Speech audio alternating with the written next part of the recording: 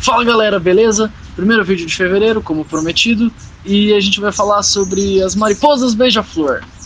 Roda a vinheta.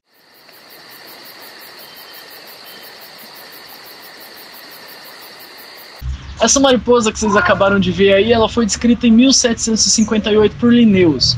Só que tem uma coisa muito interessante, como você já pode perceber dela. Ela tem características... Cara, acabou de pousar um besouro maluco aqui. Ela tem umas características muito parecidas com um beija-flor, tanto em questão de coloração, de tamanho e principalmente de hábito alimentar, já que ela é uma mariposa que se alimenta de néctar. Essa mariposa que bate as asas tão rápido quanto um beija-flor, ela não é só uma espécie de mariposa. Dentro do gênero Macroglossalum, né, existe mais de 40 espécies, cara. E nenhuma dessas 40 espécies são brasileiras, elas são espécies europeias, mas aqui no Brasil a gente também tem espécies que fazem esse mimetismo, né? E se você não sabe o que é mimetismo, você vai ter que assistir o vídeo das corais da Oxohops gibbei, que eu já gravei aqui. Demorou? Essa grande quantidade de serpentes com colorações parecidas, no que eu estava falando dessas 84 espécies consideradas de coral, se explica por um processo chamado de mimetismo. O que é o mimetismo? É quando uma serpente ela reconhece a periculosidade da outra e tenta copiar as colorações para roubar fama mesmo, para quando algum predador encontrar ela na natureza, falar, putz, mano, é uma coral verdadeira, só que ela é uma coral falsa. Então ela não engana só a gente, ela engana os outros bichos que comem ela e os bichos que ela come também em meio à natureza, o que é muito massa, né, velho? Essa mariposa que se assemelha aí ao beija-flor, ela usa esse mimetismo de uma forma diferente das corais, claro. O mimetismo dela é para se parecer com outras aves. Por quê? Porque aves normalmente comem mariposas, e se uma mariposa se finge de outra ave, ela acaba não virando comida de muitos outros pássaros. Isso que é o muito louco dela, já que dentro da biologia a gente pode chamar de uma evolução convergente, já que são espécies completamente diferentes, a mariposa e o beija-flor, mas ambas adquiriram as mesmas características físicas para melhorar a sua sobrevivência, né, para aumentar a sua vida útil dentro da natureza e tal. Essa mariposa, além de ela se alimentar de néctar, ela ainda consegue pairar em frente à flor. Então ela fica paradinha assim, batendo as asas super rápido em frente à flor, enquanto ela coloca a sua probóscide dentro da flor para se alimentar. Nos lepidópteros, essa probóscide seria a língua, né? Seria uma língua sugadora. Isso nos insetos. Agora, nos mamíferos, cara, um grande exemplo de um animal que tem probóscide, um grande exemplo mesmo, é o elefante, com a sua tromba. Maluco, né? Por conta dos hábitos alimentares, cor, tamanho e tal, muitos observadores descreviam essa espécie como uma ave. E um dos exemplos mais clássicos aí é do Fernão Cardim, um jesuíta que viveu aí no Brasil, e ele descreveu essa mariposa como se ela fosse um dos estágios para chegar no beija-flor numa fase adulta, assim. Então ela passaria pela larva, passaria pela pupa, viraria mariposa, e da mariposa aí sim que ela se transformaria num beija-flor. E esses colonizadores, observadores e tal, eles entendiam essa probóscide das mariposas como se fosse o bico dos nossos cólibres, né? Então, assim, por isso que gera toda essa confusão. Os esfinges estão inclusos aí essas mariposas que a gente está falando. E eles são predominantemente noturnos, né? Então possuem hábitos aí mais no entardecer, no crepúsculo e tal. No mundo já são descritas mais de 1.400 espécies, onde a maioria delas está distribuída aí pelo mundo e tal, e tem quase todos os continentes. No Brasil, cara, tem 180 das 1.400, já que nas áreas tropicais tem o maior número de espécies aí descritas dessa família. Essas mariposas, elas são importantes polinizadoras aí, né?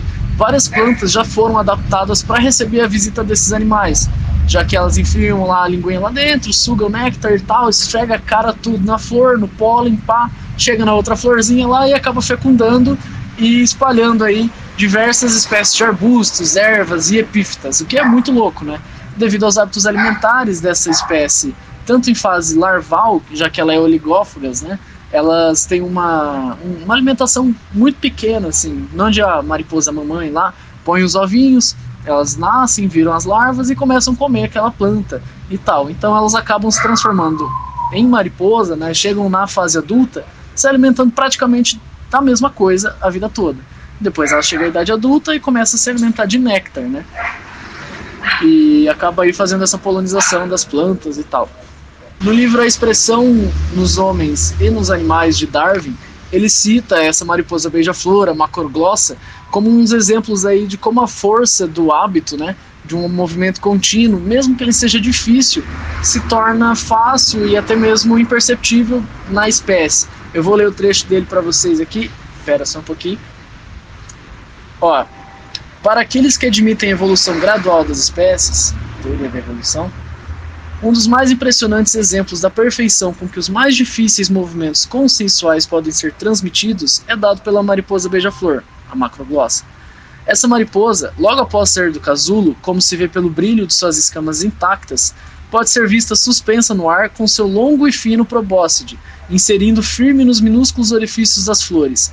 Acredito que nunca ninguém viu essa mariposa aprendendo a desempenhar sua difícil tarefa, que requer uma tão firme pontaria.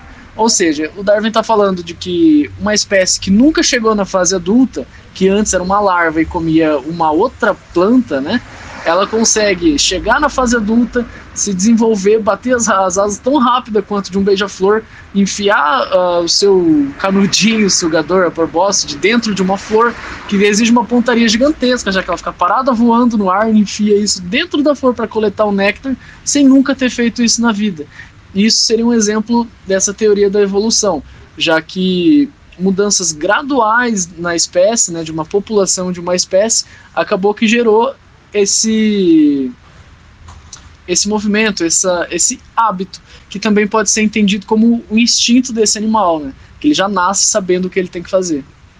E, velho, Darwin foi tão foda, mas tão foda, mas tão foda, que ele era um apaixonado por orquídeas, né? Então ele tinha orquídeas diversas na casa dele. E numa dessas ele ganhou de um amigo dele uma orquídea que era endêmica de Madagascar, ou seja, ela só tinha no Madagascar. Só que ela tinha uma anatomia muito dificultosa assim para ocorrer essa polinização, né? E o Darwin olhou para ela e começou a analisar essa planta e falou: cara, não tem como essa espécie se perpetuar na natureza se não tiver um agente polinizador. E pela anatomia da flor, Darwin olhou e falou: velho, tipo assim, se tiver algum agente polinizador dessa planta, a probóscide desse inseto tem que ter pelo menos uns 30 centímetros aí, para poder alcançar o néctar, que ficava numa parte dificultosa da planta, e poder fazer essa polinização. E adivinha, muita gente riu da cara do Darwin, falou: mano, você tá doido? Um inseto com uma língua de 30 centímetros, você tá, mano, é o tamanho de uma régua, você tá maluco, pá. E obviamente zoaram ele pra caralho na época, né? E beleza, Darwin morreu em 1882 e 21 anos depois da morte dele, dois manos foi fazer uma expedição no Madagascar. Opa, encontraram uma mariposa que tinha uma probóscide de 35 centímetros. É, isso mesmo, Darwin estava certo de novo. Depois de 41 anos que Darwin havia dito sobre essa espécie, né, ela foi descoberta. E o nome científico dela eu não vou lembrar, eu vou ler nesse exato momento. É Xanthopan morgani praedicta. Esse praedicta que tem no final, ele pode ser entendido do latim como já predito, alguma coisa assim. Ou seja, já falado por alguém. No caso, Darwin, 41 anos antes. 41 anos antes, o cara já sabia que existia algum animal com uma língua tão grande para fazer a polinização, observando apenas uma flor na casa dele. E assim, mano, se você acha o Darwin muito foda, você vai dar um like nesse vídeo, você vai se inscrever no canal, vai compartilhar o vídeo. Aqui desse lado aqui, ó, vai estar o Facebook, o Instagram e o Twitter, que eu não uso, mas eu prometo começar a usar. E os links que eu usei para fazer esse vídeo aqui dos artigos, dos textos e das referências vai estar aqui na descrição. Depois entra lá e fiquem com Darwin. Falou!